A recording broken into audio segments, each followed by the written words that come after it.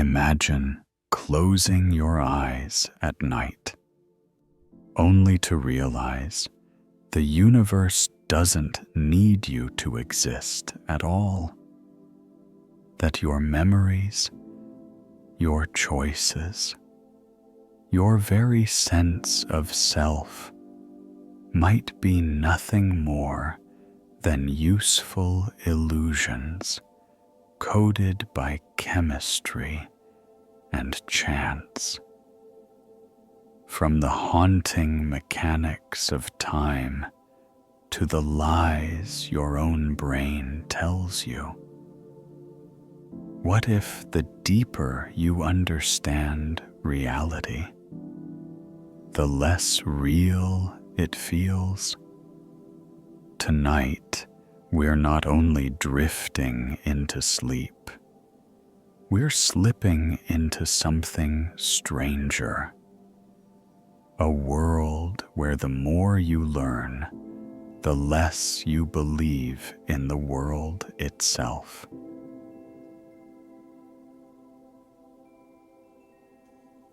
Let's start with something simple. Look in a mirror. You see yourself, right? But you don't. You see a reversed image, not just flipped left to right, but emotionally inverted too.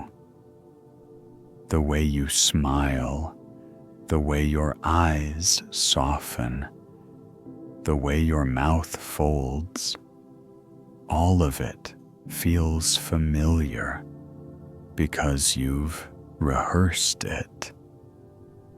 But no one else sees you that way. They see your face as it really is, not as the mirror pretends. And what you see in photographs, that doesn't feel right either, because it's what's real, not what you're used to.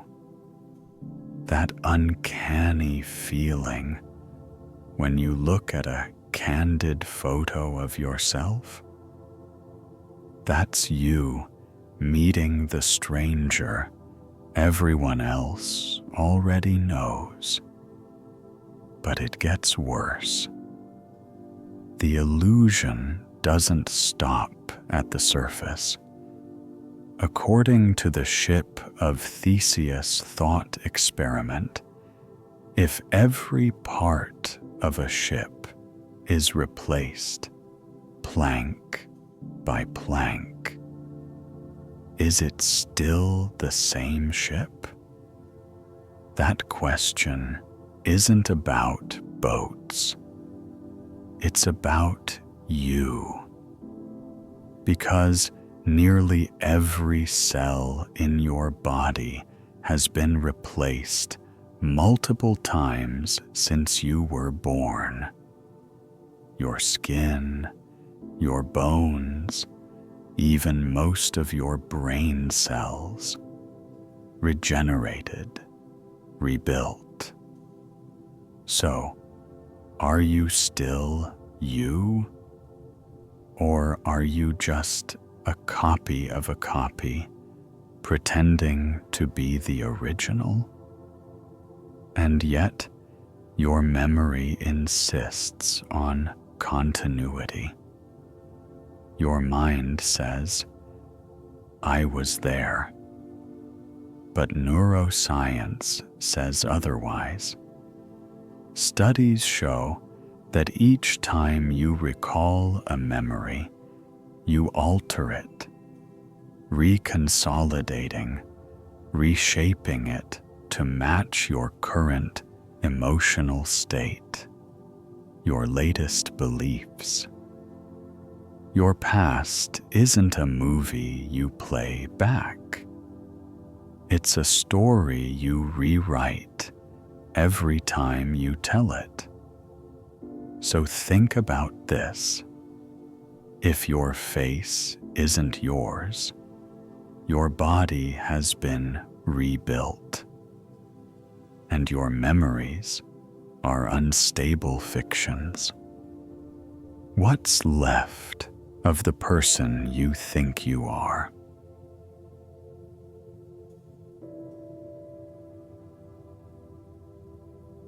Here's a thought that should keep you up tonight. What if you're not even one person, but two, pretending to be one?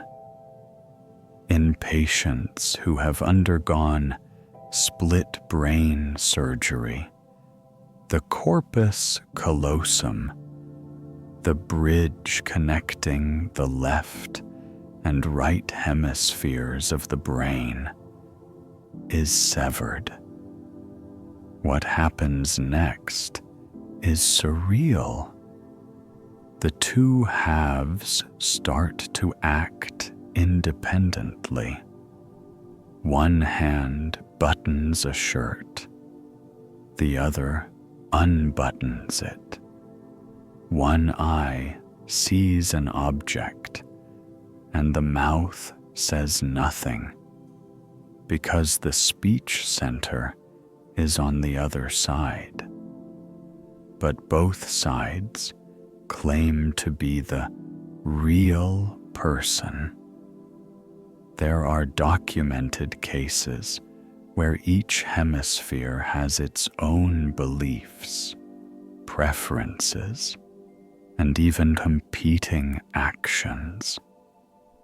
Two separate minds trapped in the same skull, unaware of each other. And if it can happen after surgery, what if some form of it already exists, subtly, within you? It makes you wonder, is your unified identity just a lucky neurological trick? Just enough coherence to keep the machine moving forward?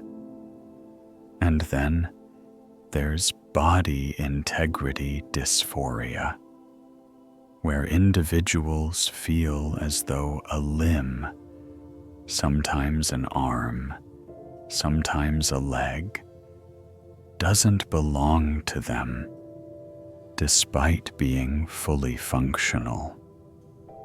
The limb behaves normally, is connected, is alive, but the sense of ownership is missing.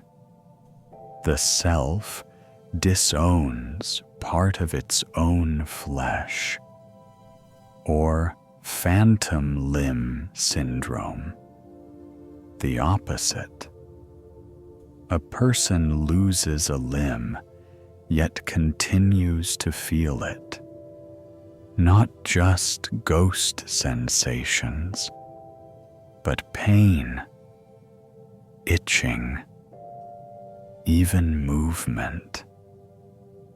The body is gone, but the brain refuses to accept the loss. The map of selfhood in the mind is rigid, haunted by pieces that no longer exist. It's not just a map, it's a projection built from sensory feedback and internal modeling. And if that model can reject or retain body parts at will, then what else might it be misrepresenting? What about your face, your gender, your voice, your preferences? So ask yourself again, if your brain can split in half, misplace limbs, invent ownership, then what part of you is truly you? And what part is just what the brain lets you believe?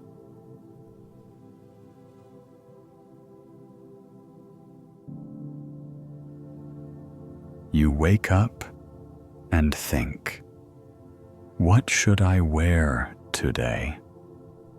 You pause, consider, and decide. But what if the decision was already made before you even knew there was a question? In 1983, neuroscientist Benjamin Libet shocked the world with an experiment that should have shattered every notion of free will. Participants were asked to move their finger at a moment of their choosing, while noting the exact time they felt the urge to move. Libet monitored their brain activity, and here's what he found. The brain began preparing the movement about 350 milliseconds before the person felt they had made the decision.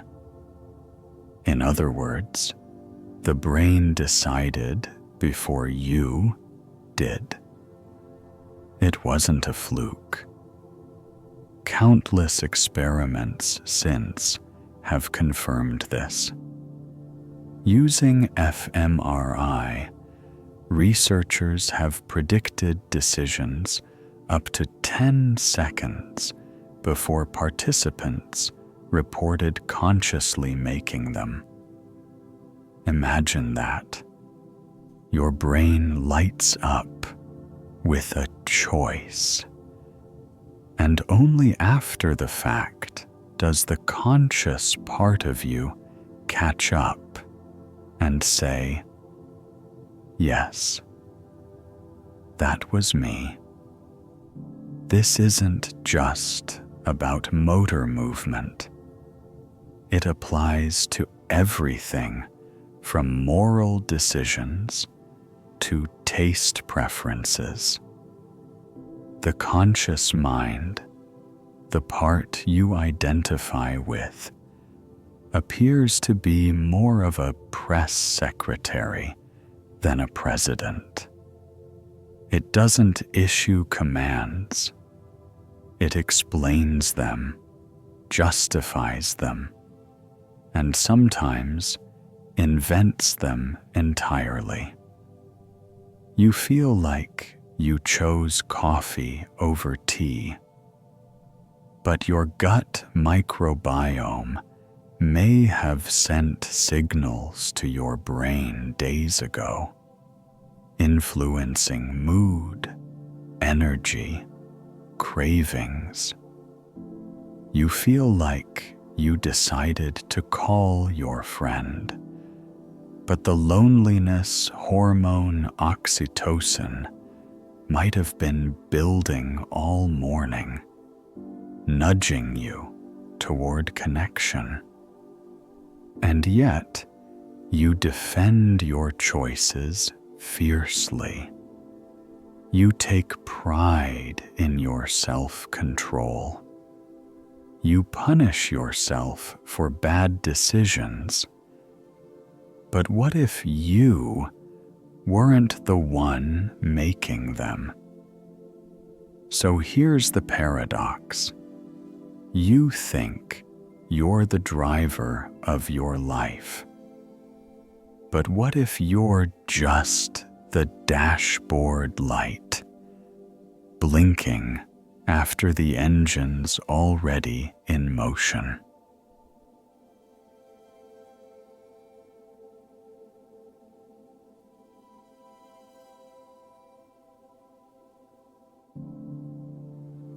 You feel like a mind sitting inside a body, steering it. But your body isn't a vehicle. It's a co-pilot, And sometimes it doesn't wait for you to decide. It acts first. Take your gut, for example. Trillions of bacteria live there, collectively known as your microbiome. They don't just help digest food. They send chemical signals through the vagus nerve straight to your brain. Studies have shown that changes in gut bacteria can influence your mood, your appetite, even your behavior. Depressed, anxious, craving sugar? That might not be you. That might be them. Your brain listens, but it doesn't always listen to you. Even your heart rate affects how you perceive reality.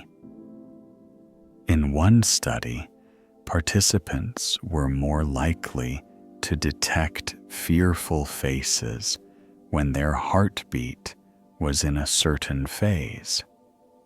That means your biological rhythm can literally shape what you see, what you fear, and what you choose to do next. The truth is, your body processes signals far faster than your conscious mind.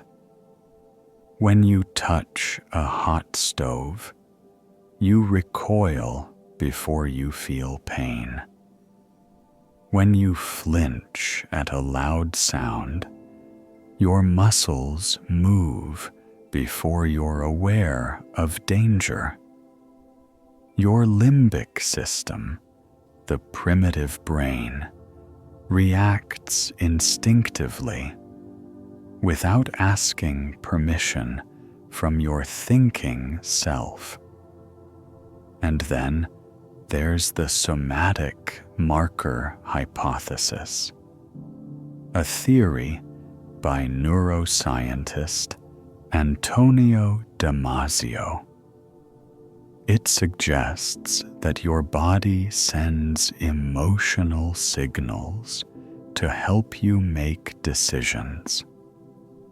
When something feels off, that's not magic.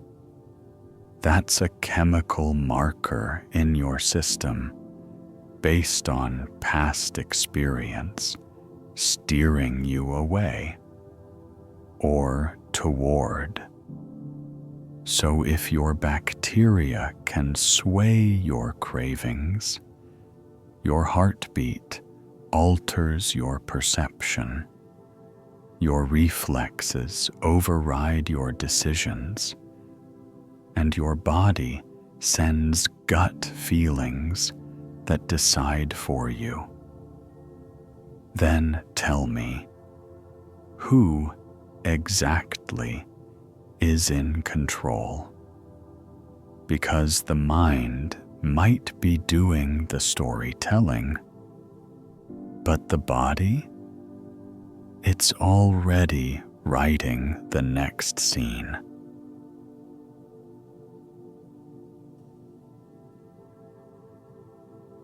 You've been told that deep inside, there's a you calling the shots, a single, coherent self who makes decisions, weighs right from wrong, thinks logically.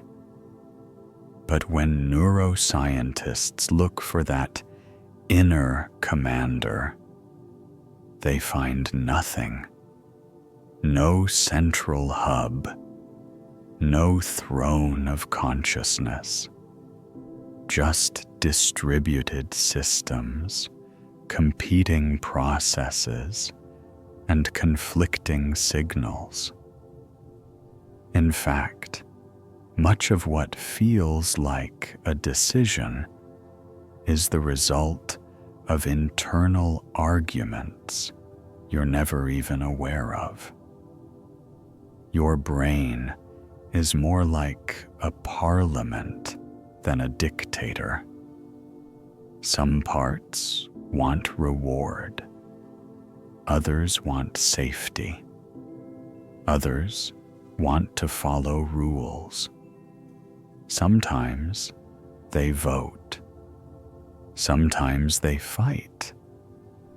And the winner becomes your next action. Ever felt paralyzed by indecision? That's not laziness. It's internal conflict.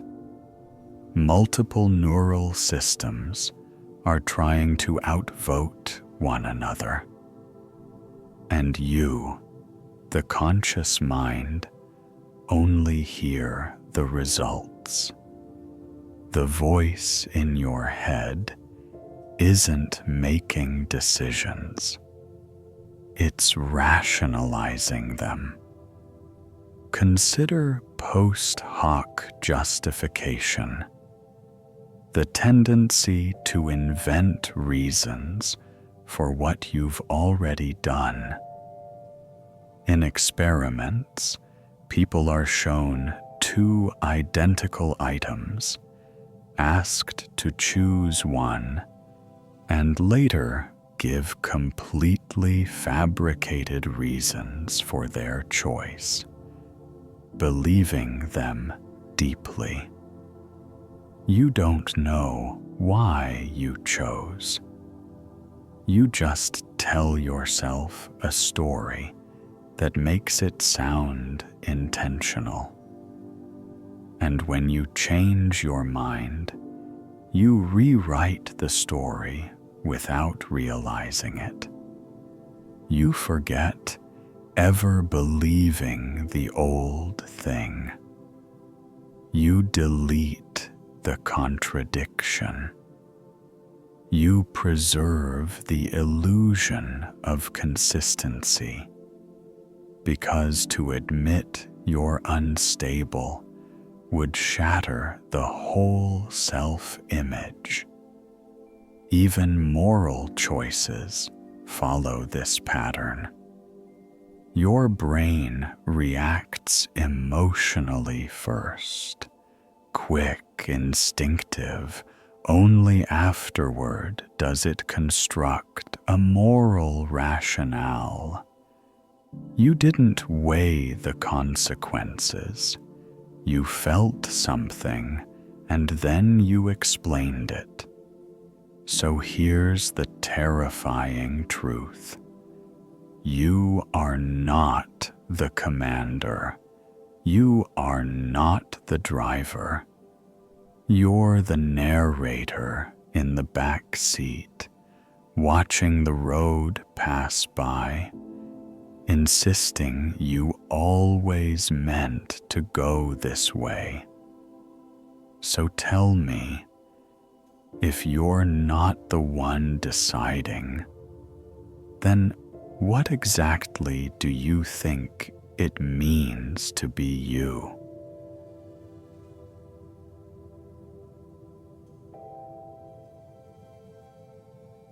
You believe time moves forward, second by second, minute by minute, dragging you through life like a current you can't fight. But here's the thing. Physics doesn't agree with you.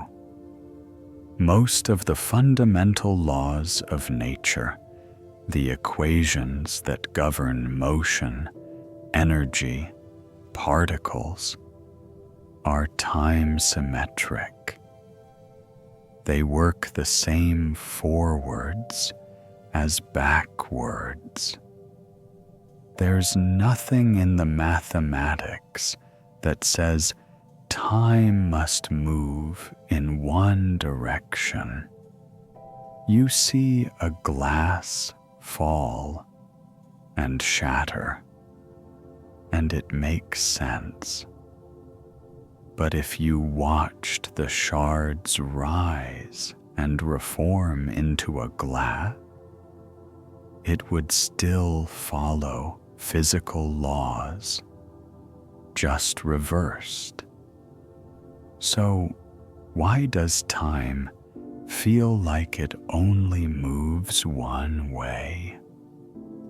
The answer is entropy, the tendency for systems to move from order to disorder. A neat room becomes messy. Ice melts. You grow old, not young. It's not because of some magical force called time. It's because disorder is more likely than order. The universe trends toward chaos, and you interpret that as the future. Entropy is why you remember the past, but not the future. Your memories are records of low entropy states. When you wake up, the eggs are already scrambled. You never remember them unscrambling. But this isn't a physical limitation. It's a cognitive one. The truth is, now doesn't exist. It's a neurological illusion. Einstein himself said, "The distinction between past, present, and future is only a stubbornly persistent illusion." In relativity, time is not a river. It's a landscape. All moments exist simultaneously. Past, present, and future are just locations in space-time. So when you say, "This moment is happening," what you really mean is, "My brain is lighting up in this part of the timeline." That doesn't make now special. It just makes it where your consciousness is currently stationed. So here's the question. If the future is already there, waiting like a mountain you haven't reached yet, then are you truly moving through time? Or is time moving through you?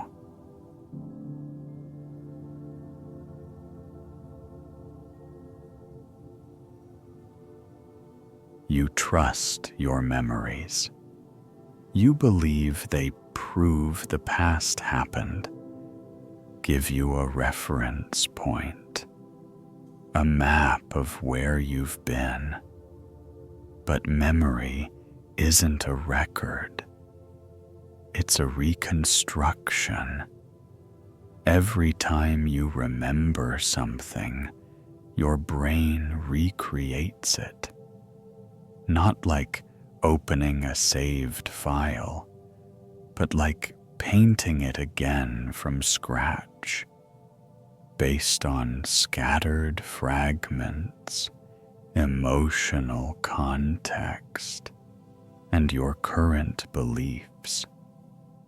This process, called reconsolidation, is slippery. The more often you remember something, the more distorted it becomes, like copying a VHS tape over and over, the image degrades. The edges blur. What's worse, your brain often fills in the blanks with total fiction, and you don't notice.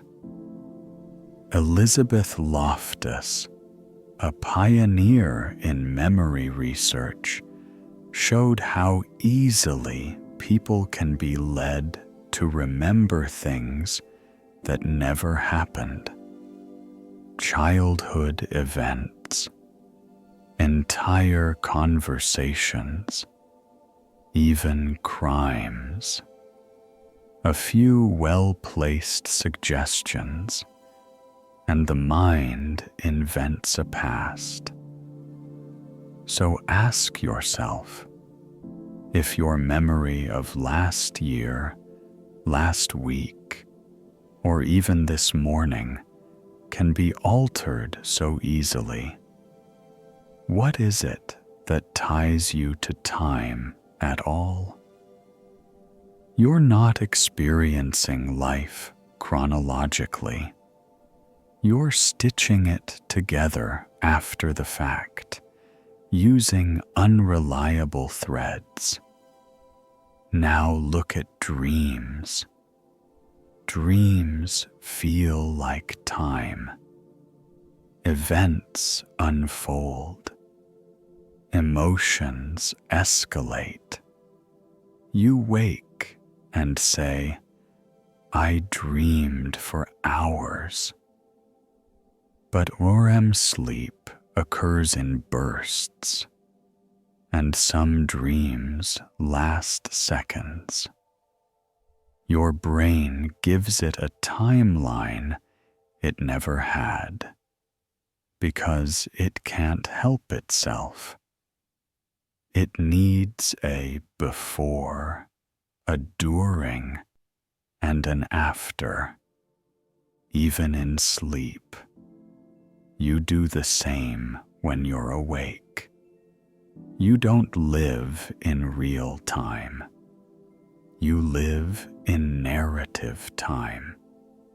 And the narrator is biased, glitchy, and easily manipulated. So if your memories can be edited, your dreams can simulate hours in seconds, and your brain writes the past instead of recording it. Then what exactly is the difference between what you remember and what you imagine?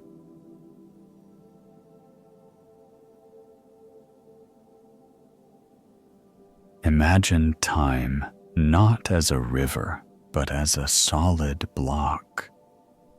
Every moment, past, present, and future, coexisting, layered like geological strata.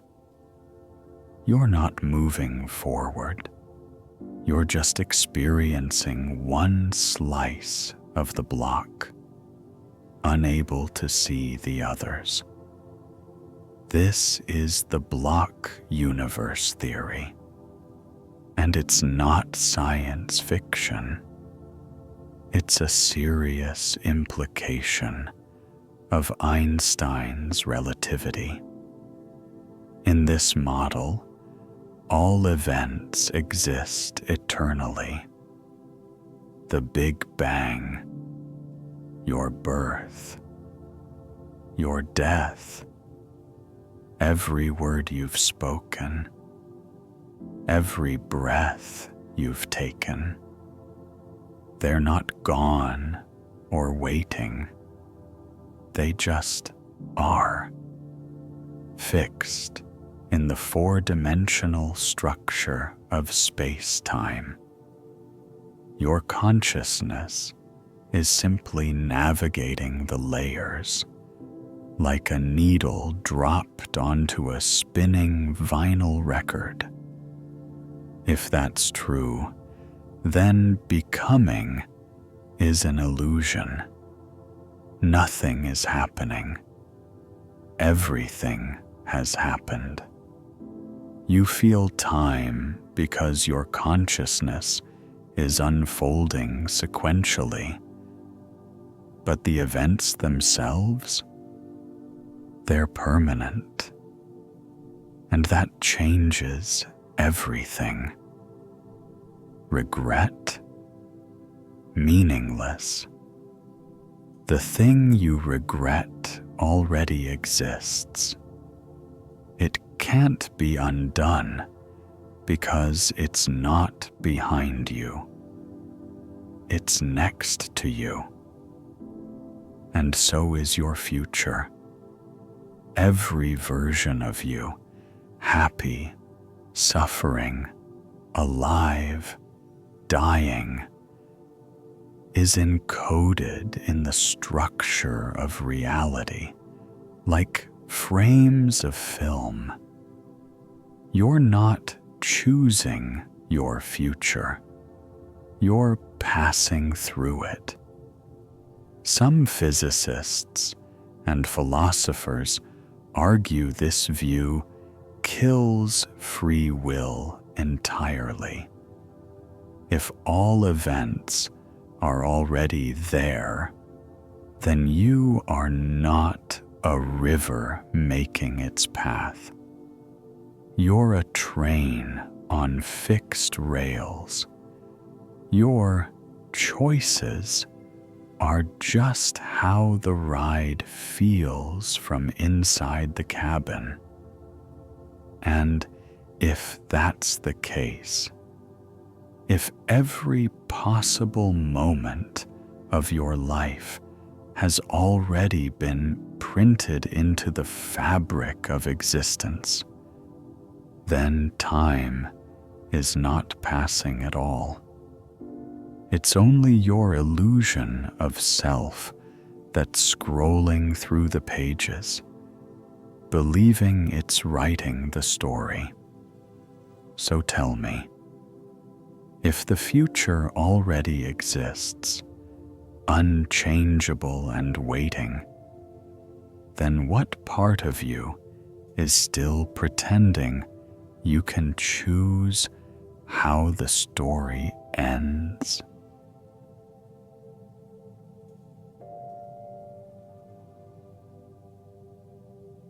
You think your eyes tell you the truth, that what you see is what's out there, but your eyes don't show you reality. They show you a prediction. Here's what's real. The world hits your eyes as chaotic data, light waves bouncing off surfaces, processed in milliseconds. But before you can see, your brain guesses what it expects to see and fills in the gaps. This is called predictive coding, and it's how your mind speeds things up. It doesn't wait to see. It assumes. Ever looked for your phone while holding it? That's your brain's prediction engine, ignoring sensory input. You were expecting the phone to be gone, so your brain filtered out the truth, even when it was right in your hand. Visual illusions reveal the extent of the lie. Look at the Adelson checker. Two squares appear different colors, but they're actually identical. Your brain adjusts for shadow, for context, for what it thinks is real. You don't see the world. you see your brain's best guess of it. And it's not just vision. You hear phantom sounds. Your skin feels bugs that aren't there. Your tongue tastes flavors enhanced or muted by what your eyes see. Your brain cross-references all senses, weighs expectation against sensation, and chooses whatever version seems most useful. Useful, not accurate. Because truth isn't the brain's priority. Survival's. If hallucinating a snake keeps you from stepping on one, the lie is worth it. If assuming that shape in the dark is a threat saves your life, your brain will convince you it's real, even if it isn't. So every moment you walk through the world, your brain is painting over the walls, adjusting the lighting, warping the shapes, not to deceive you, but to help you survive your own confusion. But if you never see what's really there, then who's to say you've ever seen the world at all?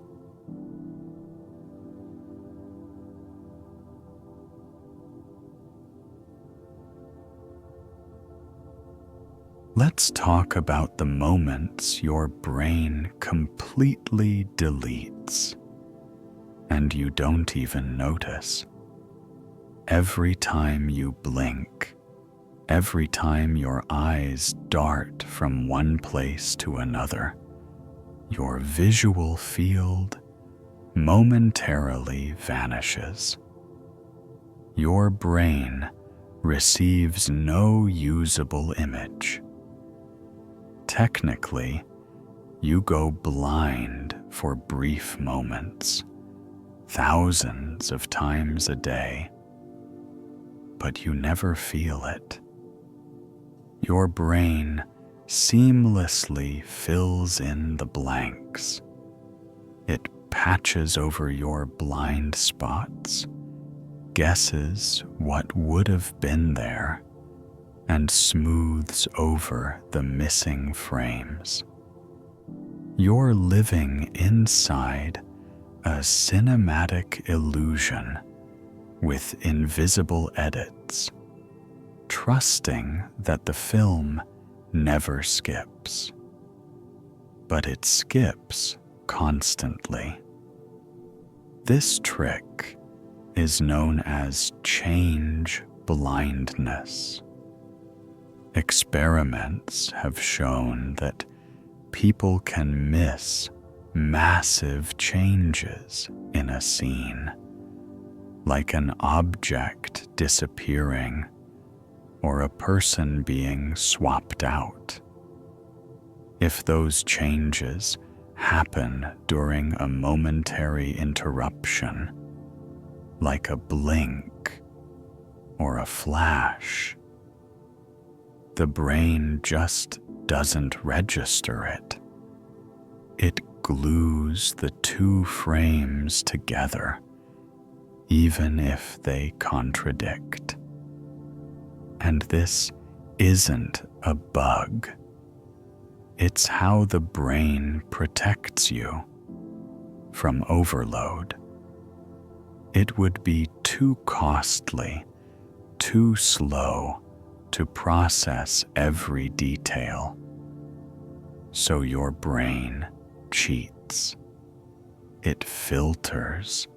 It predicts. It invents. It prioritizes coherence over truth. But coherence isn't reality. Even memory operates this way. You forget events that don't fit the narrative. You downplay contradictions. You reframe awkward moments to make yourself look better, not out of arrogance, but out of necessity.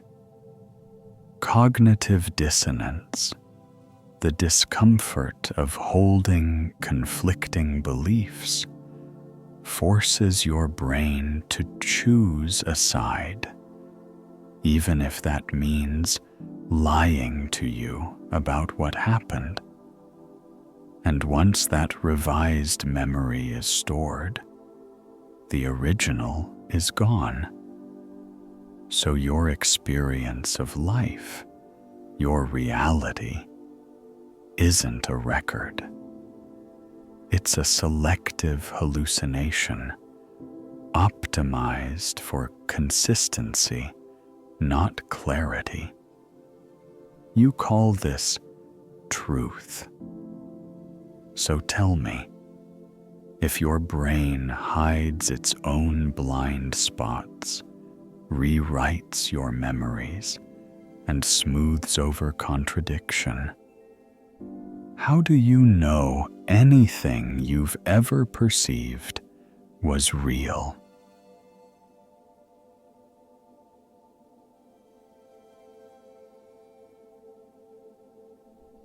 Now let's go deeper into the space where reality completely breaks down. Your dreams.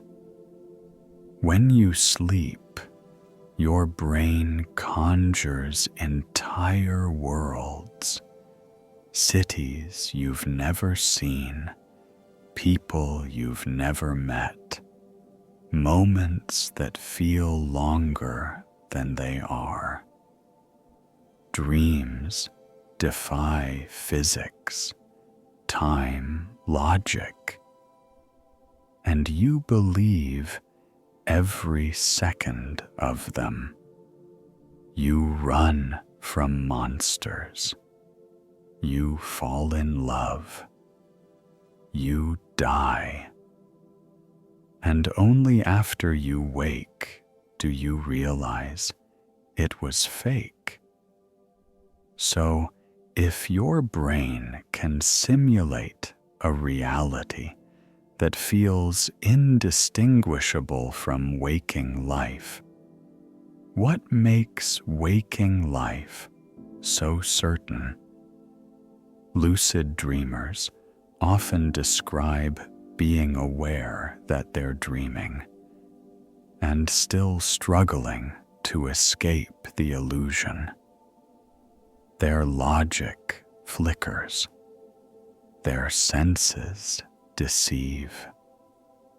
The dream wants to be believed. It defends itself with scenes, symbols, emotions. And when they finally wake up, they're left with one question. How do I know I'm awake now? That's not paranoia. It's a valid cognitive problem. Consider false memories. People have confessed to crimes they never committed, swearing they remembered doing it. Eyewitnesses have testified in court with full confidence, only to be proven completely wrong by video evidence. Their brains didn't lie on purpose. They believed. Then there's Capgras delusion, a disorder where someone becomes convinced that a loved one has been replaced by an imposter, not because of emotion, but because a neurological glitch severs emotional recognition from visual input. The face is recognized but feels wrong, so the brain invents a story. That's not my husband. It's a look-alike. The belief is false, but it feels true, just like a dream, just like memory, just like perception. So here's the final horror. Your brain doesn't care what's true. It cares what feels true. That's how it decides what's real. So tell me, if reality is just whatever your brain is currently believing, then how do you know you've ever been awake at all?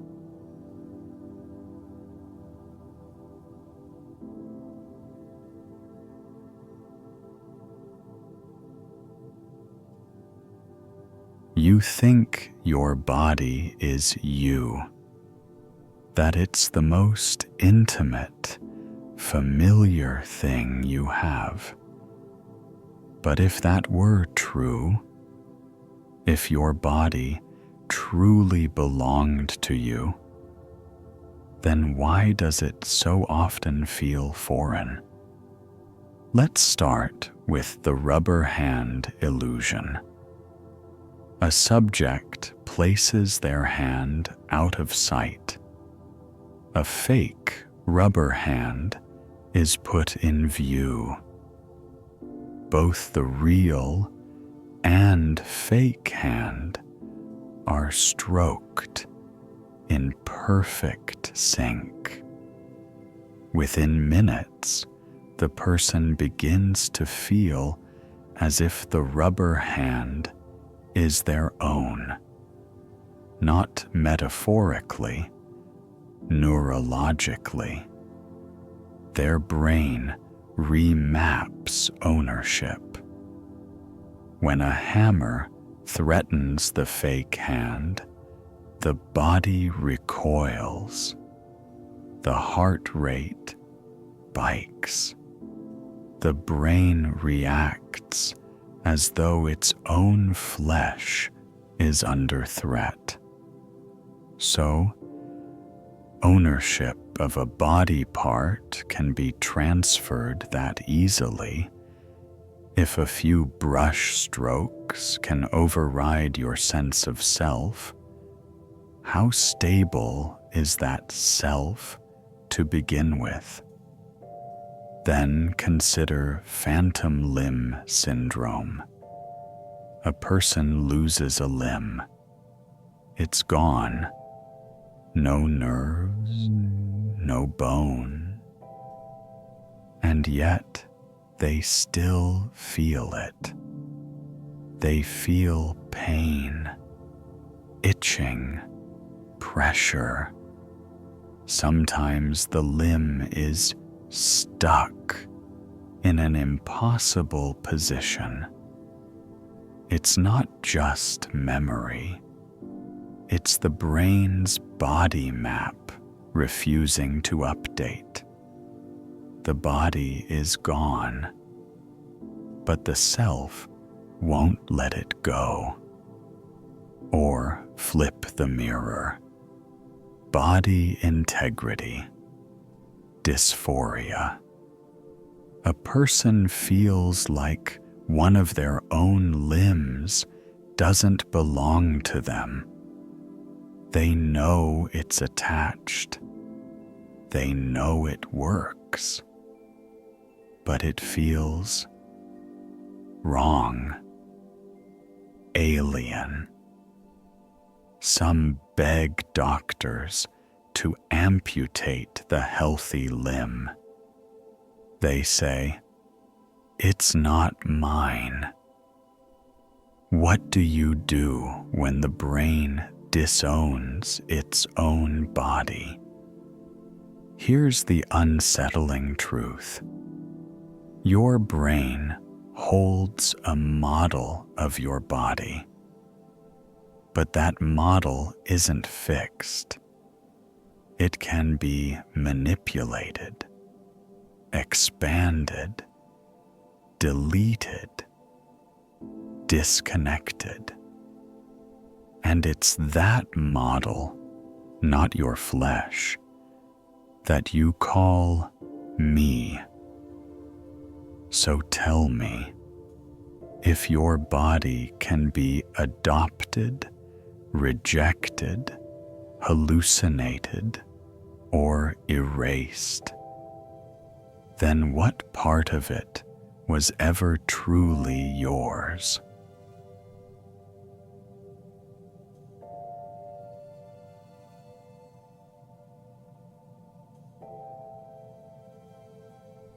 You like to think of your body as yours, a single, unified organism working under one mind.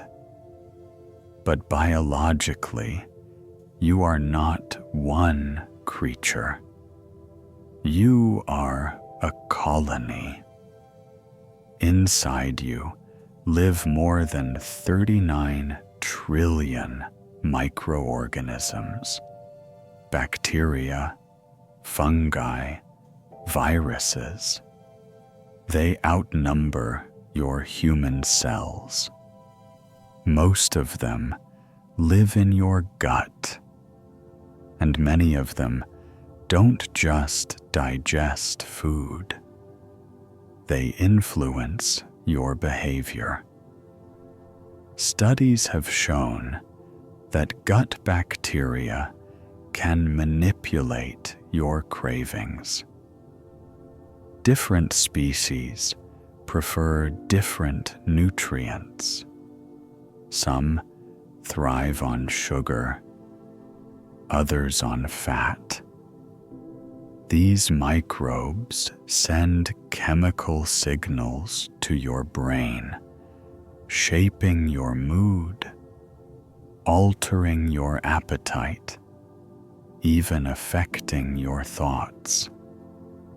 They are non-human organisms, nudging your choices to better serve themselves. They don't think. They don't plan. But they sway your will. And it goes deeper. Certain gut flora have been linked to depression, anxiety, and even risk-taking behavior. Change the bacterial population, and you can change a person's personality. In lab experiments, transplanting the microbiome of an anxious mouse into a calm one made the calm mouse anxious almost instantly. So, who's making your decisions when you reach for food? When you spiral into anxiety? When you crave something you can't explain? Maybe it's not you. Maybe it's them. And beyond the gut, the body itself behaves with eerie autonomy. Your immune system attacks invaders without you knowing. Your endocrine system floods you with chemicals, cortisol, adrenaline, serotonin, dictating how you feel before you even know what you're reacting to. You're not the conductor. You're the last to hear the music. And then there's your DNA. The very blueprint of your body is a time capsule. Instructions from ancestors who died before your name was ever thought of. You didn't write the script. You're just following it. So ask yourself, if your body hosts creatures that alter your desires, operate systems that ignore your input, and runs a genetic code you didn't choose, then in what way is it still your body?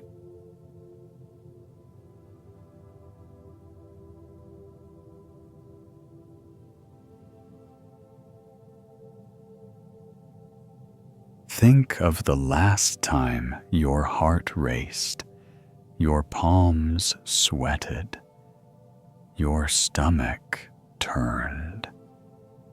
You probably said, "I feel nervous." But here's the unsettling truth. Your body decided first, and then you invented the feeling. You didn't choose the racing heart. It chose you. Your autonomic nervous system, the system that regulates heartbeat, breathing, digestion, doesn't ask permission. It detects a threat, a change, a shift in environment, and responds instantly. Only after those changes register does your conscious mind step in, late to the scene, scrambling to narrate what just happened. This is the core of the James Lang theory of emotion. You don't tremble because you're afraid. You feel afraid because you tremble. Your conscious self is the translator, not the source. It interprets physical signals and back-labels them as emotion. And sometimes it gets it wrong. For example, people crossing a high bridge often mistake the adrenaline of fear for sexual attraction, a phenomenon known as misattribution of arousal. Their body screams danger, and their brain, confused, decides love. The result? You can fall in love with the wrong person because your body misfires. And then there's the readiness potential, the small signal in the brain that occurs milliseconds before you make a voluntary movement. Studies show it begins before you're even aware of your decision. That twitch, that blink, that motion you felt you initiated, your brain already cued it. Your free will just showed up late and claimed credit. Even things as simple as balance and walking aren't yours. Your cerebellum adjusts your posture in real time, compensating for uneven terrain, changing wind, shifting shadows. You move through the world with grace, not because of conscious control, but because you're not in control at all. Your body is a system, not a self. A machine learning from itself, correcting, adapting without your input. So ask yourself, if every emotion is a reaction, every decision is delayed, and every movement is prepared in silence, what part of you is actually in charge?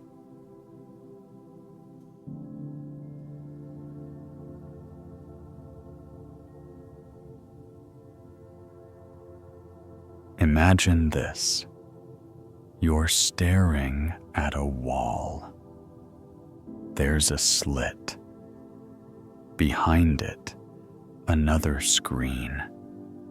You fire particles, maybe electrons or photons, through the slit, one by one. You expect them to land in a pattern, maybe like bullets through a fence, but instead they form waves. Interference, like ripples in water. Somehow, each particle seems to go through both slits at once. This is the famous double slit experiment. It should have ended there, a weird but manageable result. But then someone asks, what if we watched them? They set up a detector to observe which slit the particle passes through. Suddenly, the interference pattern disappears. The particles behave like regular bullets again. No waves, just particles through one slit or the other. The act of observing changed the outcome. Let that sink in. The experiment changes based on whether or not it's being observed, not tampered with, not influenced physically, just measured. This isn't a trick or one-time fluke. It's been repeated, verified, even expanded. In delayed choice quantum eraser experiments, researchers have shown that a choice made in the present can determine a particle's behavior in the past. A decision to observe or not, made after the particle has moved, changes what it did before it was observed. Time collapses. Causality folds in on itself.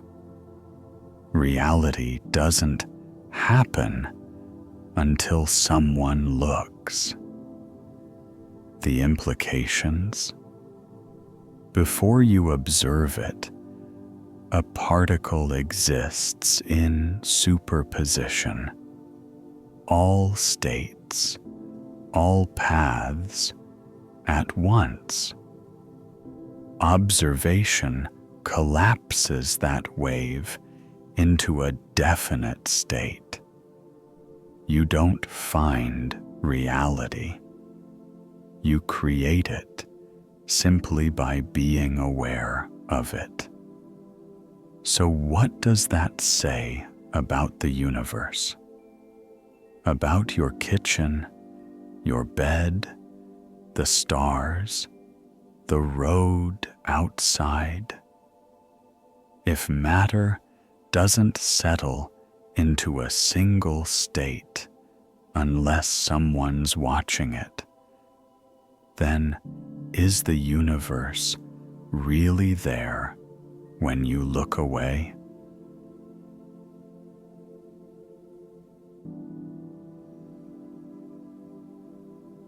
We like to think that the universe is out there, stable, objective, indifferent. Galaxies drift, atoms spin, planets burn, all whether or not we notice. But quantum mechanics tells a very different story. Without observation, reality doesn't resolve. This isn't philosophical poetry. It's hard math. In quantum physics, the wave function describes a particle's possible states, not just positions, but properties. Momentum, spin, energy. Until it's measured, the wave function doesn't collapse. The particle doesn't decide. It exists in a soup of maybes. It is nowhere and everywhere. Then you measure it, and reality crystallizes. But here's the twist. What counts as a measurement? Is it a human eye, a machine, a conscious thought?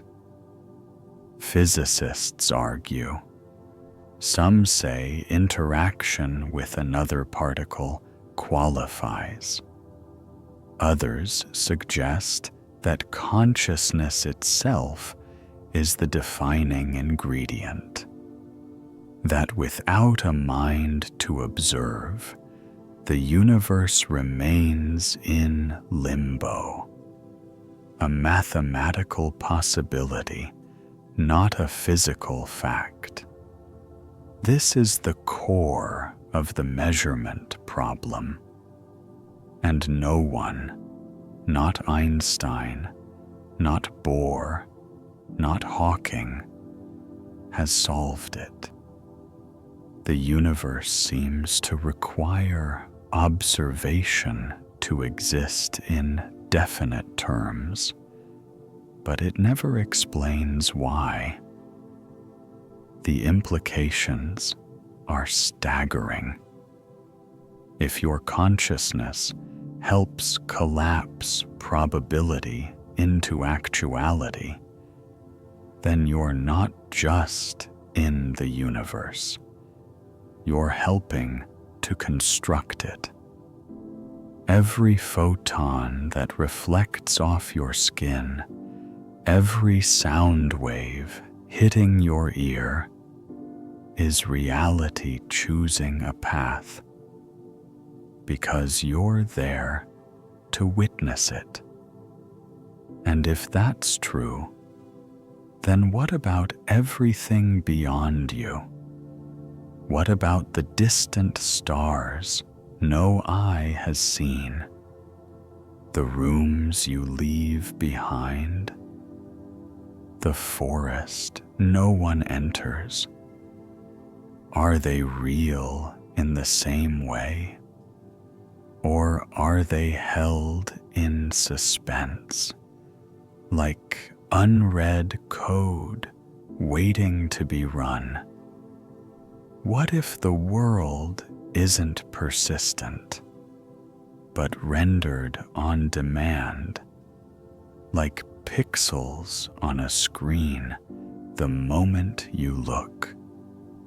So tell me, if reality needs you to collapse its waveforms, then is the universe watching you?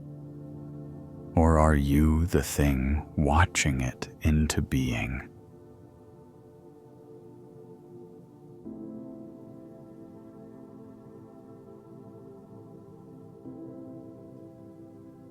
By now, you've heard the whispers. What if the universe is a simulation? It sounds like science fiction, like something meant to spook dorm rooms and late-night podcasts. But the terrifying part is, it's not just a joke anymore. Serious physicists, computer scientists, and philosophers have proposed that we might be living inside a rendered construct, a program, a model running on some unimaginable system outside our comprehension. Why? Because the deeper we dig into quantum mechanics, the more computational the universe appears. It behaves like information, bits flipping states, collapses triggered by observation, uncertainty built into the code. Even time and space appear to be quantized, broken into indivisible units, like pixels or frames per second. Reality doesn't blur, it refreshes. Theoretical physicist James Gates discovered error-correcting codes, actual computer-like code within string theory equations. Nick Bostrom's simulation argument points out a chilling logical path. If advanced civilizations eventually create simulations indistinguishable from reality, and if they can create many of them, then statistically, it's more likely we are in one right now, rather than at the base level of reality. Think about a video game. Environments don't render unless you're near them. Details fade in as needed. You only see what you're looking at. Resources are conserved. Sound familiar? Your universe only collapses into certainty when observed. Your brain filters most of the input. You perceive only a sliver of the electromagnetic spectrum, hear only a fraction of available frequencies. You live inside an interface, one designed for survival, not truth. You're not even allowed to see the code. And if this is a simulation, then what does real even mean? If everything you feel, remember, fear, and love is processed through rules you can't alter, in a space you didn't design, by systems you can't detect, then what difference is there between reality and the illusion that convinces you it's real? So tell me, if the universe runs like a simulation, acts like a simulation, and hides like a simulation, then what are you except a program dreaming of being real?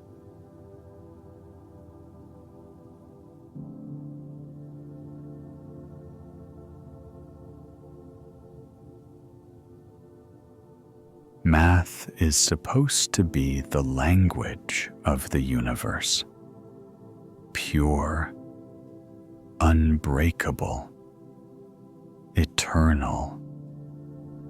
We use it to model galaxies, predict eclipses, build machines. It gives the illusion that reality can be solved. But at its core, math hides a terrifying confession.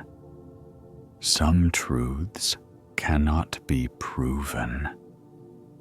Ever. In 1931, Austrian logician Kurt Gödel dropped a bomb on mathematics. His incompleteness. Theorems showed that within any consistent mathematical system, there are statements that are true but unprovable within that system. You can't find a contradiction. You can't solve it. The truth exists, but you can't reach it from the inside. Reality, it seems, contains locked rooms with no keys. This isn't just about numbers. It's about logic, language, computation, any formal system you could ever use to understand the world.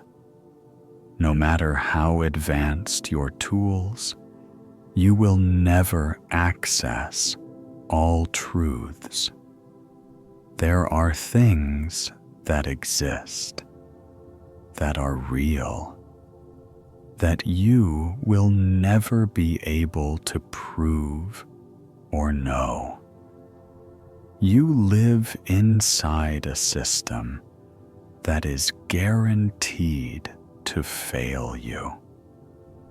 And then there's the halting problem, exposed by Alan Turing. He proved there is no way to create an algorithm that can predict whether any given program will run forever or stop.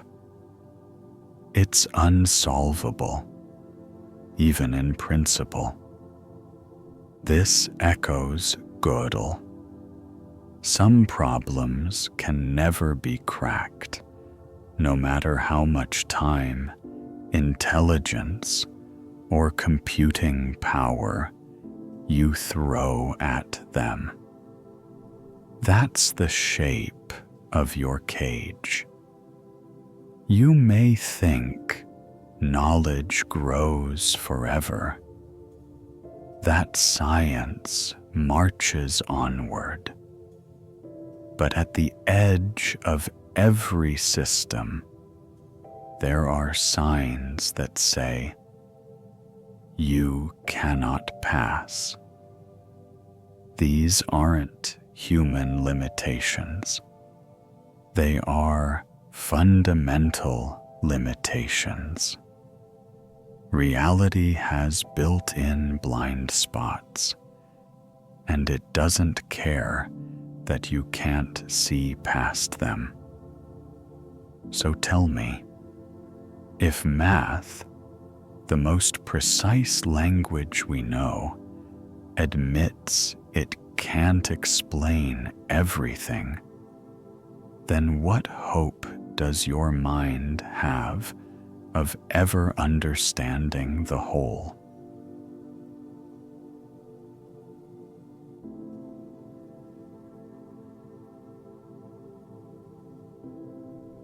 You imagine the universe as vast but measurable, something you could, at least in theory, fully explore. But there are places, real, physical places, you will never see. Not because you're too small, or too slow, or too human, but because reality itself won't let you. Let's begin with the cosmic horizon. Our universe is expanding, not into space, but by stretching space itself. Galaxies aren't just moving away. The fabric between us is growing. Beyond a certain point, about 46 billion light years away, space expands faster than light can travel back to us. That means there are galaxies whose light will never reach you, no matter how long you wait. They exist. They are real, but they are forever invisible. They've already crossed the horizon. They're gone, not destroyed, just unreachable. And what's worse, that horizon grows with time. Every moment you sit here, more of the universe slips away. Right now, about 90% of galaxies are already lost to us. You'll never know their light. You'll never know their story. They are drifting into cosmic silence, and there's nothing anyone can do. That's not the only blind spot. At the opposite end of the scale lies the Planck length, the smallest possible distance where the laws of physics break down. Try to look smaller than that, and space-time itself stops behaving. Measurements lose meaning. There's no beneath that scale, no further zoom. It's not a physical limit. It's a structural one. Nature draws a line and says, "This far, no further." From the largest distance to the smallest point, reality has censored itself. There are layers of truth that were never meant for you. We call it science, but sometimes it's just guesswork dressed in numbers. We look through a keyhole, catch a sliver of something enormous and pretend we understand the room. But the walls are wider than you'll ever reach. And the door? It's locked from the other side. So tell me, if the universe is full of places you'll never see and truths you'll never access, then how much of what you call reality is just the shadow on your side of the wall?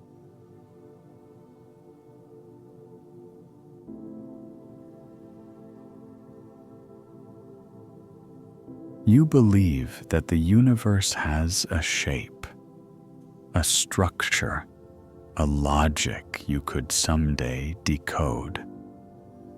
But what if you're making a critical mistake? What if you're assuming that the universe is built to be understood by something like you? It isn't. Your brain evolved to throw spears and gather berries, not to comprehend dark matter or 11-dimensional space. Yet here you are, trying to map a universe that wasn't designed for minds like yours. You're like a goldfish trying to explain fire, trapped in water, built for something else entirely.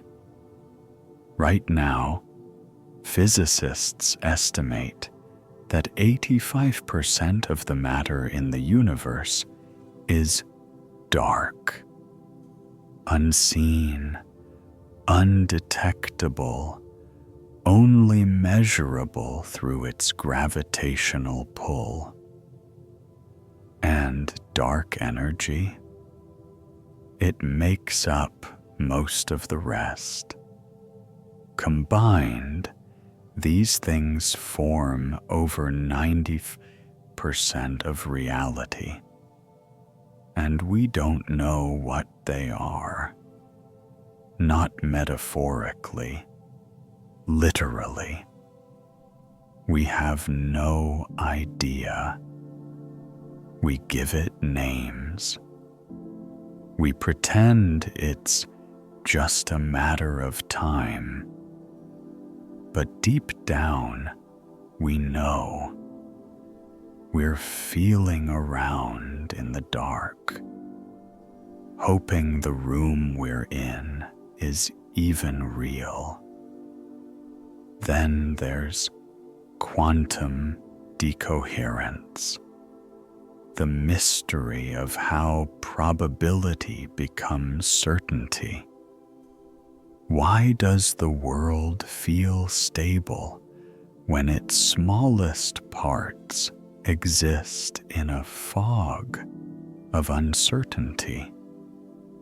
Why do you experience solid reality when the math tells us nothing is ever fully settled until measured? No one knows, and maybe no one ever will.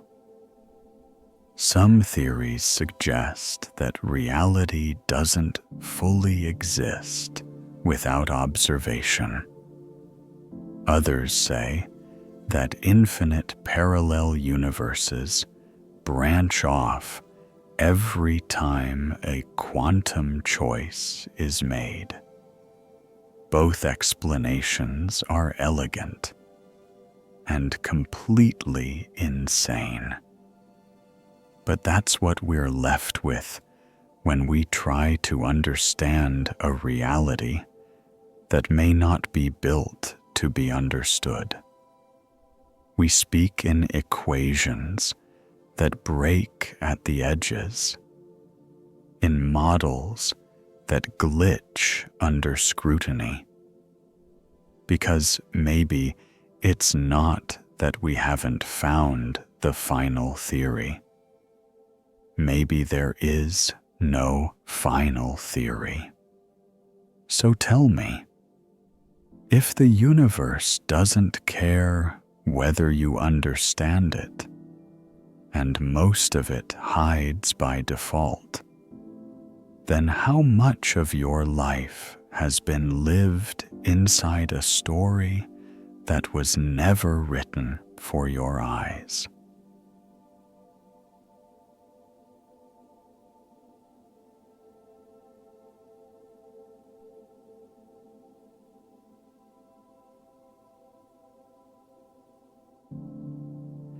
You think there's someone in there, a presence, a center, a watcher behind your eyes. But when science looks for that you, it finds nothing. Not metaphorically, literally. There is no central location in the brain where your consciousness lives. No throne, no core, just distributed networks firing in loops. Neuroscientists have probed, scanned, and sliced, and they've never found a single part of the brain that contains you. The sense of being a self, of experiencing, is not located in any one place. It's emergent, like a rainbow. A rainbow isn't a thing you can touch. It's the result of light, water, and angle, a pattern created by perspective. If you walk toward it, it recedes. Try to grab it, and your hand goes right through. That's consciousness. The illusion of a you is the byproduct of electrical patterns. It arises from feedback loops between memory, sensation, language, emotion. The I you feel is just what it feels like to be processed by a body. Nothing more. This idea isn't new.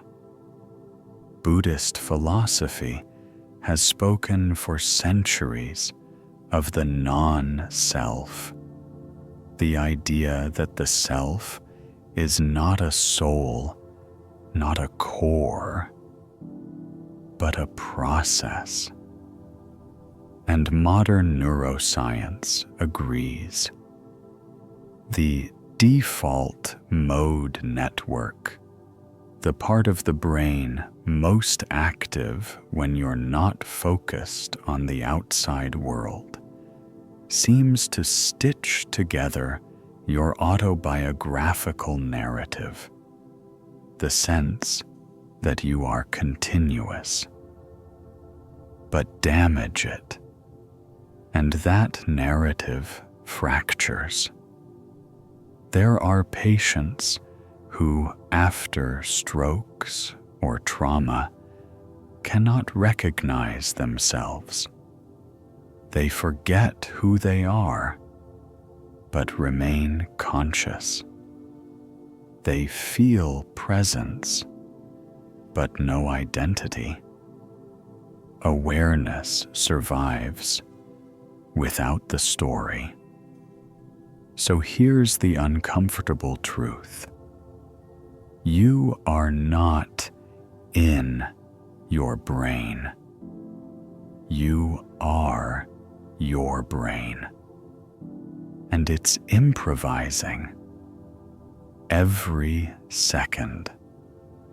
So tell me, if consciousness is just what it feels like to process experience, then who is it exactly that's supposed to be experiencing it?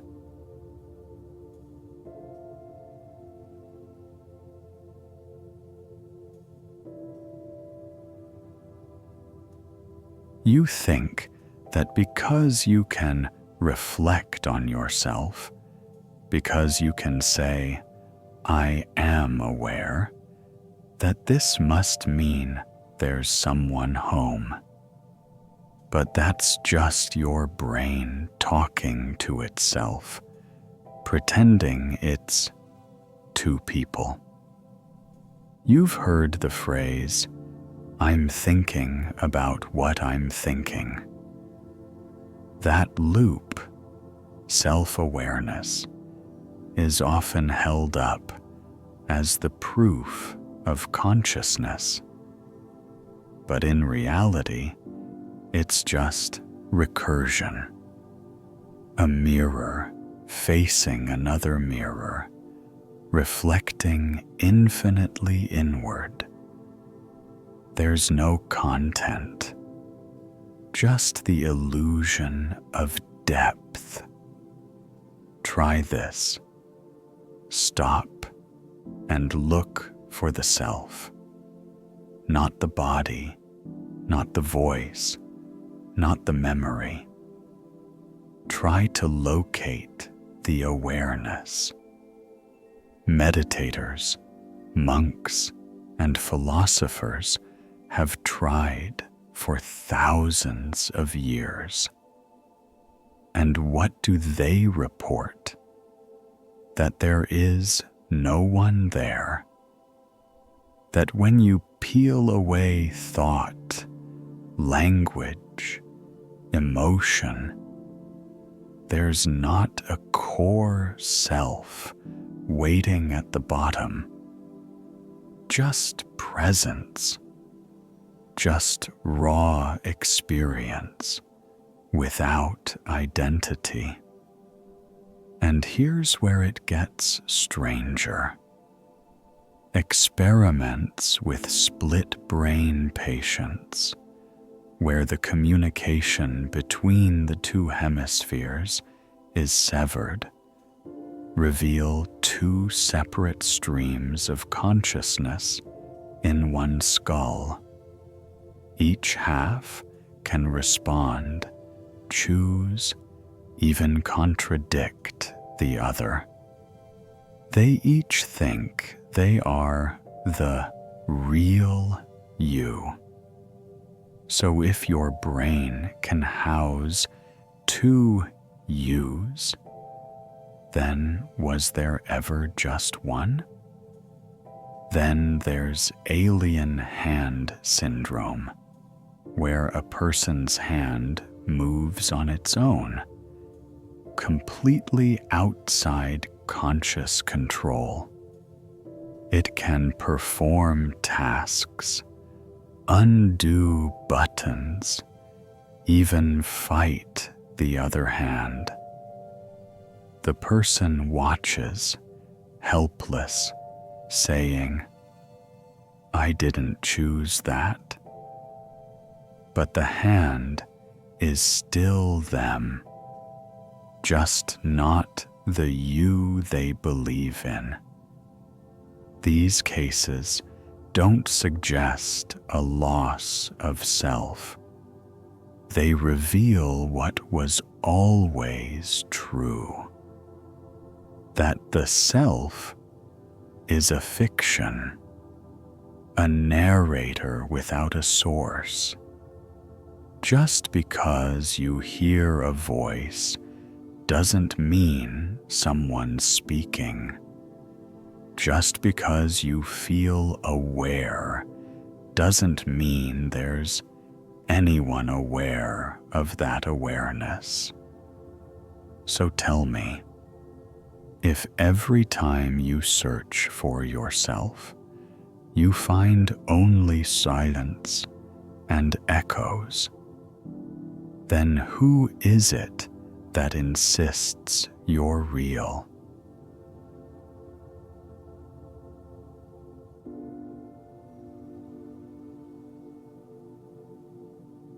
You believe consciousness is continuous, that you flow from moment to moment like a stream, uninterrupted. But it's not true. Consciousness is not a river. It's a strobe light, blinking rapidly, creating the illusion of motion, of self, of existence. In fact, studies using EEG and NMEG scans suggest that consciousness may operate in discrete frames, flashes of awareness occurring around 8 to 13 times per second. Between those frames, nothing, no awareness, just gaps. You live in the illusion of seamless experience. But the truth is, you're missing most of it.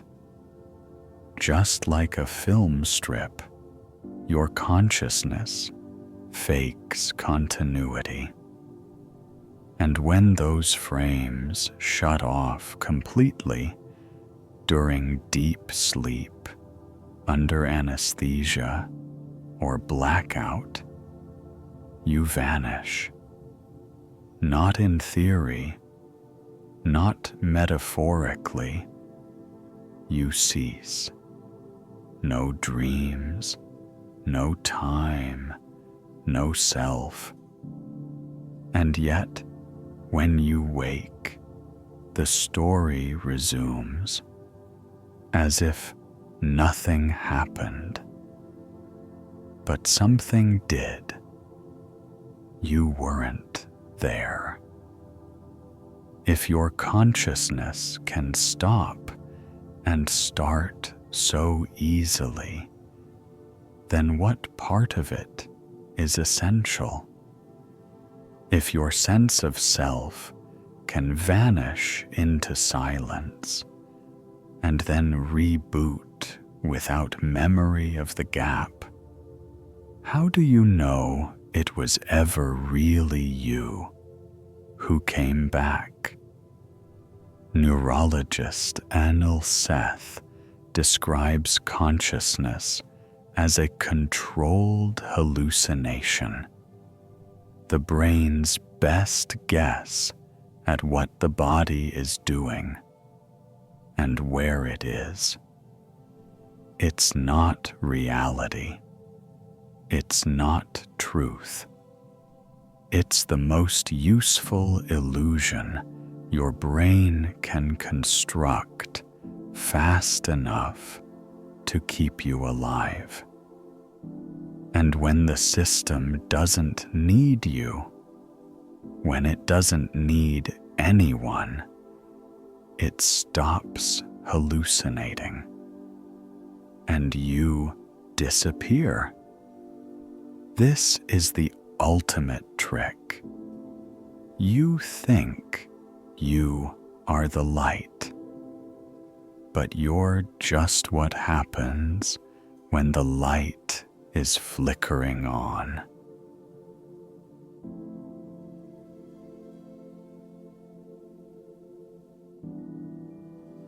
Close your eyes.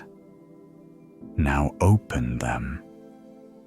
Everything you see, every color, every shape, every motion is a hallucination. That's not metaphor. That's perception science. Your brain has no direct access to the outside world. It sits in darkness inside a skull, reading electrical impulses from nerves. And yet, from those signals, it builds a simulation, not a copy, a model, one that guesses what's out there based on memory, pattern recognition, and expectation. You don't see reality. You see your brain's best guess. This is the concept of the controlled hallucination, a phrase used by neuroscientist Anil Seth. According to this theory, perception isn't passive. You don't wait for the world to appear. You predict it constantly. The brain sends signals down to the senses, telling them what to expect. The senses send back error signals. The brain corrects the hallucination and moves on. When the prediction matches the input, you see a stable world. When it doesn't, you see illusion, or worse, confusion. This is why you hallucinate in dreams, why optical illusions work, why people on psychedelics can no longer tell what's real and what's imagined, because the predictive machinery has been disrupted.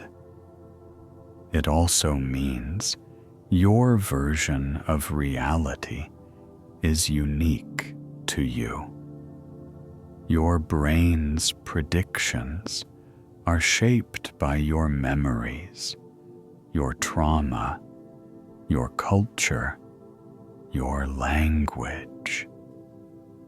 What you see is not just filtered, it's biased by everything you've ever believed.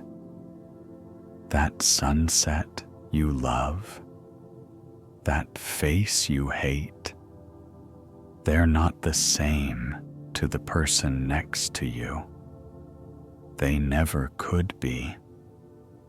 So if perception is hallucination refined by feedback, and the external world is never experienced directly, then what makes you so sure there even is an external world?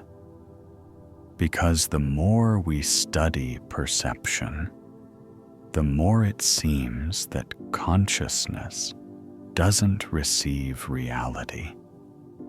It builds its own, and then calls it truth.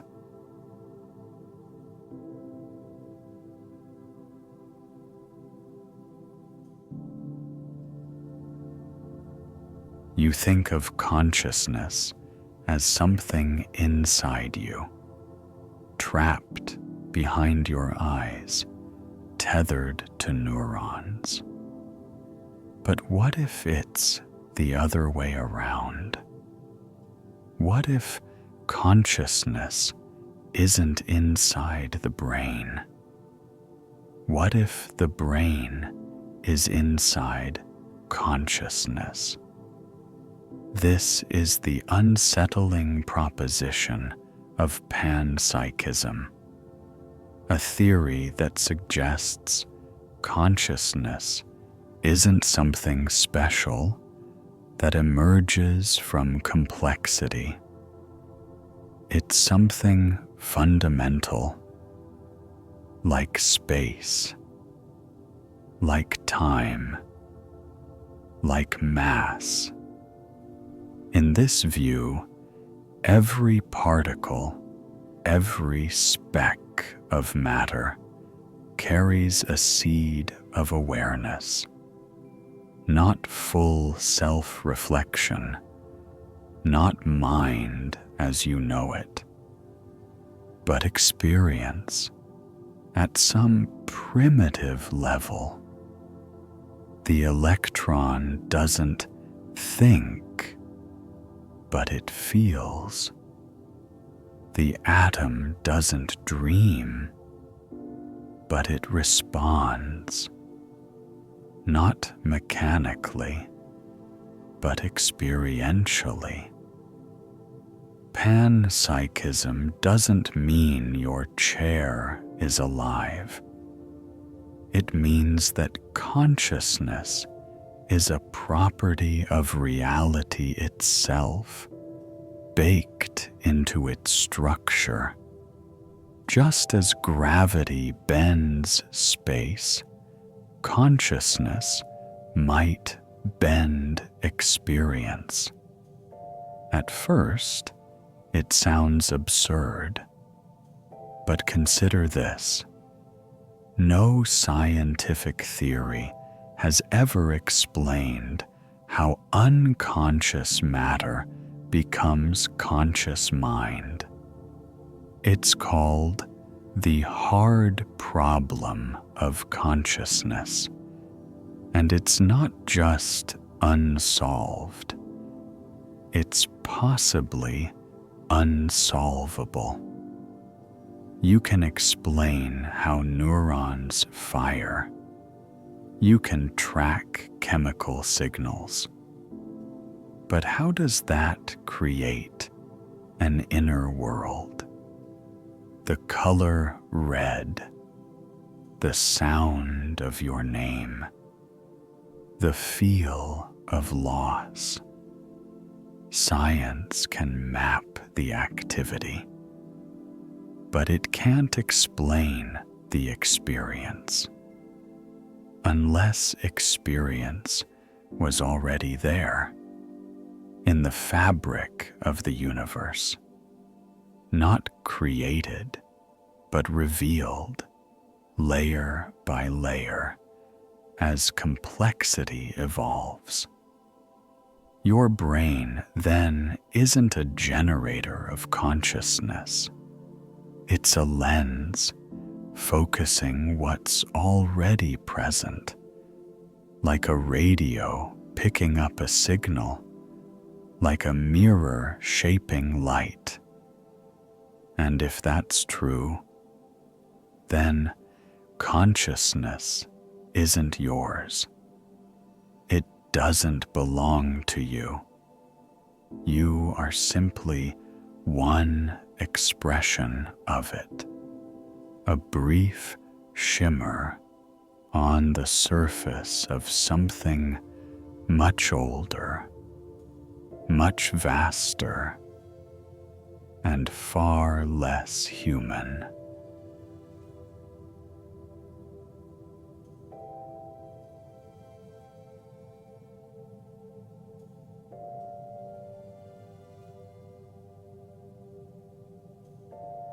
Let's take it one step further.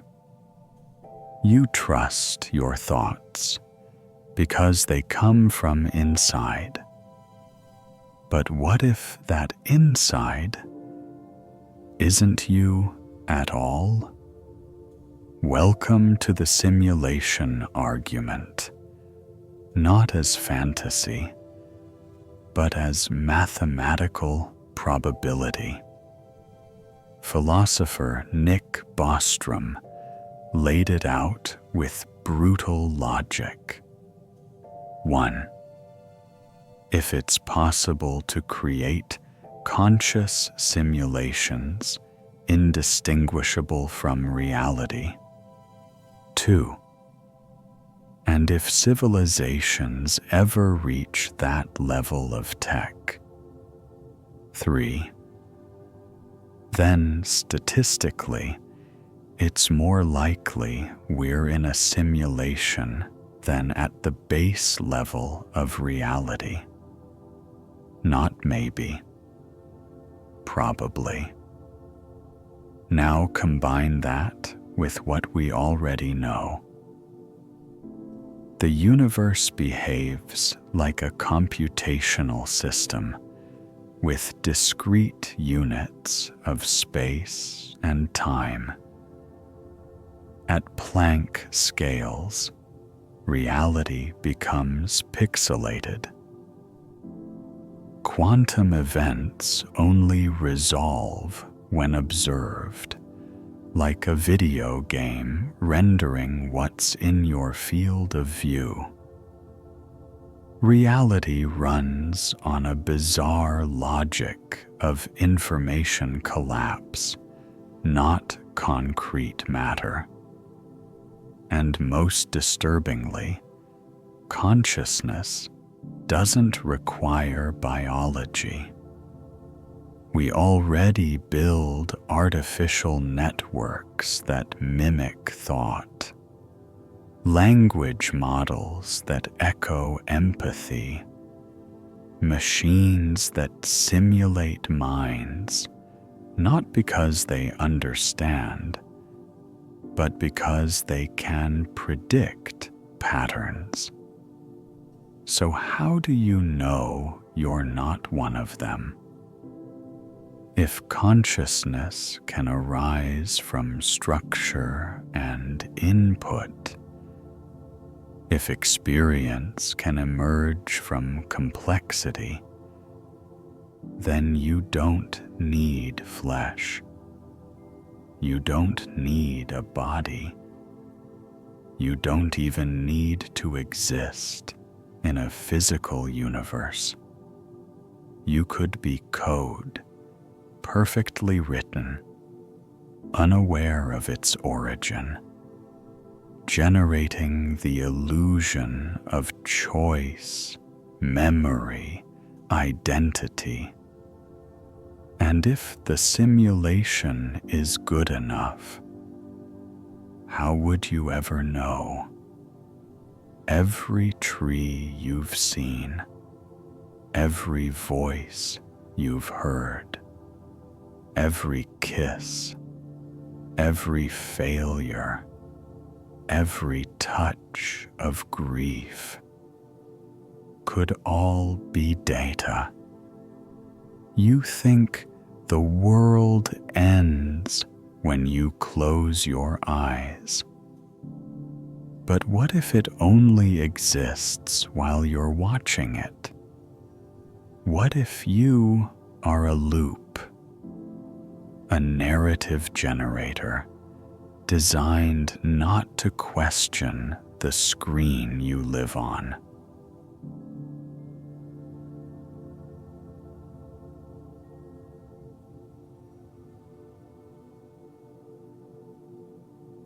Every night, without panic, without question, you allow yourself to vanish.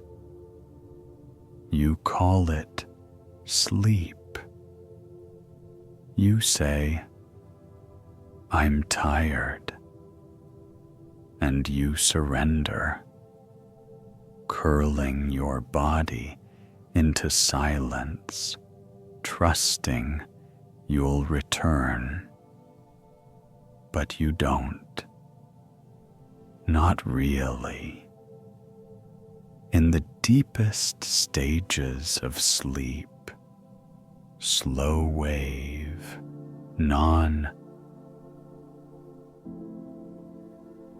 there is no dream, no story, no sense of time.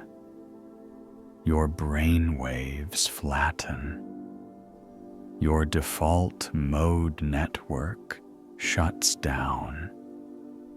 Your sense of I disappears. No thoughts, no awareness, not even blackness, because even blackness requires a witness. There is none. You are gone. And yet, every morning, you rise and say, I slept. But who are you speaking for? You don't remember non-being. You only remember after. This is not poetic. This is neuroscience. Studies show that consciousness does not persist during deep sleep. You aren't resting. You're absent. And when the system reboots, when your neurons relight and your brain resumes its internal narration, you pretend it never stopped, like a program resuming after a power cut. No awareness of the void. Just load memory, play next scene. The only reason you don't fear it is because you do it every day. But if you experienced that same disappearance without the promise of waking, you'd call it death. Now imagine this. What if that's what death really is? Not some dramatic finale, just sleep that doesn't restart, just non-being that continues indefinitely. The same silence, the same void. And if that's true, then you've already rehearsed death thousands of times.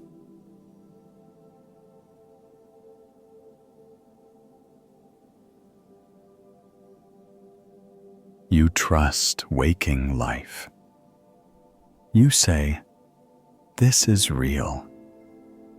You feel the weight of your body, the pull of gravity, the rhythm of breath. But what if this, too, is just another dream?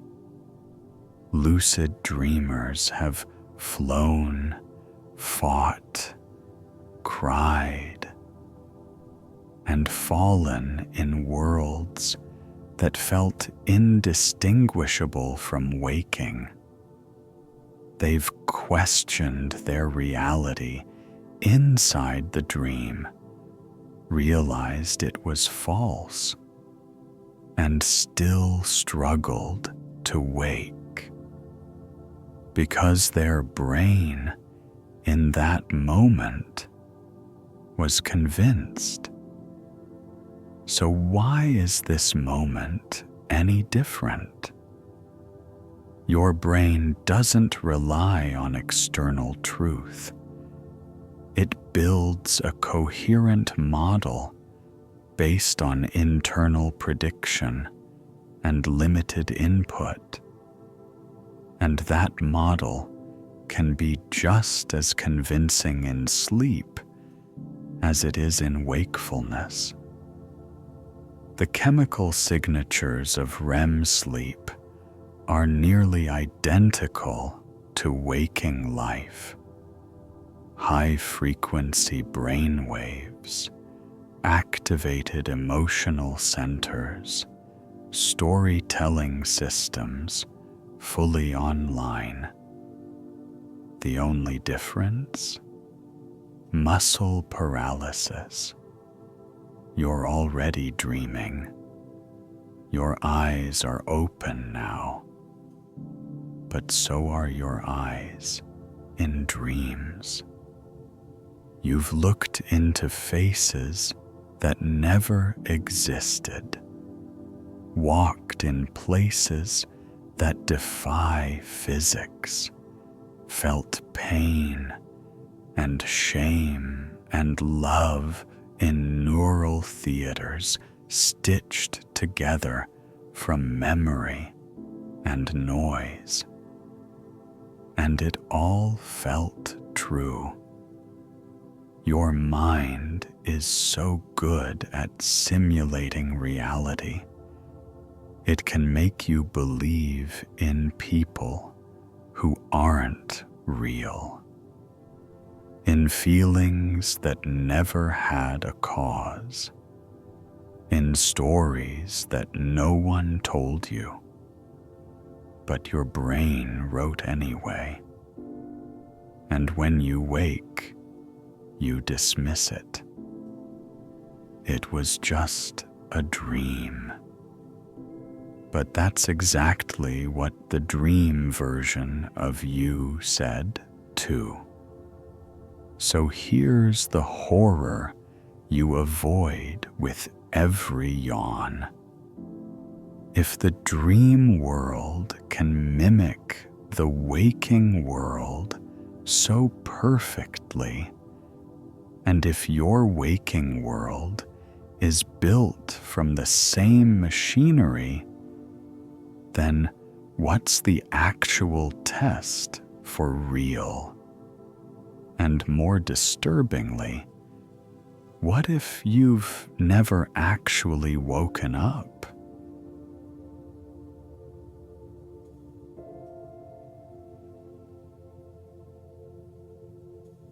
Now imagine the moment when sleep no longer ends. No alarm, no light, no return.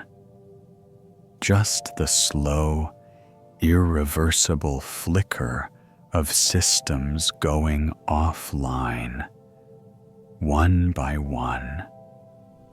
You won't notice it. You won't feel fear. You won't scream or drift into peace. You'll simply stop. This is the truth hidden beneath your nightly ritual. Sleep is not a cousin of death. It's a rehearsal. The glymphatic system activates during deep sleep, clearing toxins from your brain. One of the toxins it clears, beta amyloid, the same plaque found in the brains of Alzheimer's patients. Without sleep, your brain chokes on itself. It forgets. It misfires. It ceases to be you long before your body dies.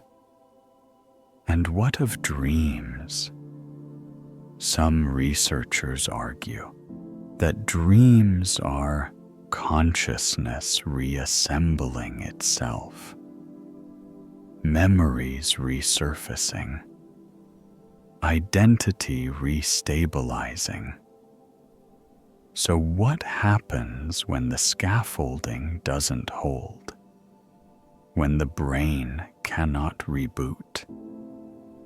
You become unwritten.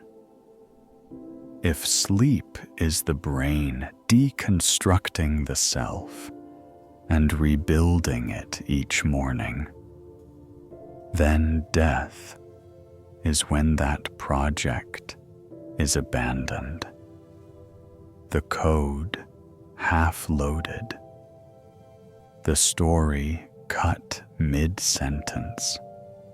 There may be no final thought, no tunnel, no light, just the illusion, one last time, that you were drifting, when in fact you were being erased.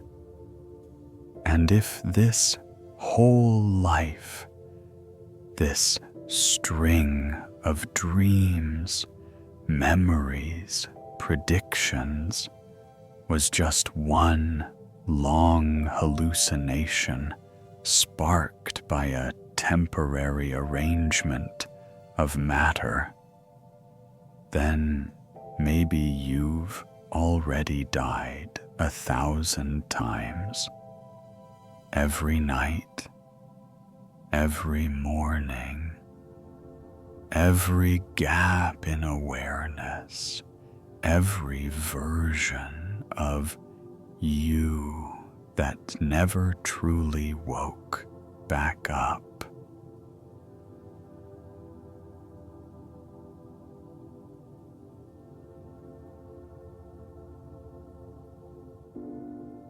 You've followed every thread, pulled apart every thought, peeled back every illusion.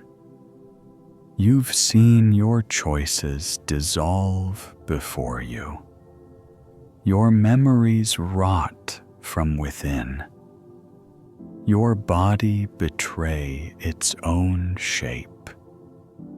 You've faced the cold void behind your name, the flicker behind your voice, the hollow between each breath. And now, with all that stripped away, what remains? Nothing. Not in the poetic sense, not in the spiritual sense, but in the literal, unflinching, scientific sense. There is no you. There never was. Just perception rearranging itself long enough to mistake motion for meaning. You are not the dreamer. You are the dream. A recursive illusion spinning in a void that was never yours to begin with. You were not the observer of the universe. You were the mistake it made when it looked at itself and flinched. And now you lie still, eyes closed, breath slowing, drifting into the same blank nothing you've practiced 1,000,000 nights before. But this time, ask yourself, before the flicker fades completely, was there ever anyone here at all?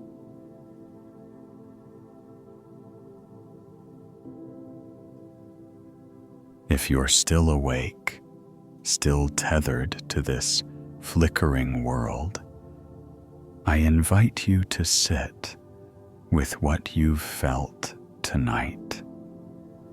Not to fix it, not to explain it, but just to feel it.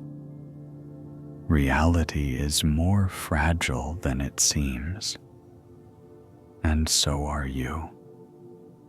So if this haunted lullaby reached you, leave a trace, a comment, a thought, a ghost of your presence, or subscribe for more journeys into the beautiful collapse of everything you thought was real. Sleep well. If you ever truly wake up again.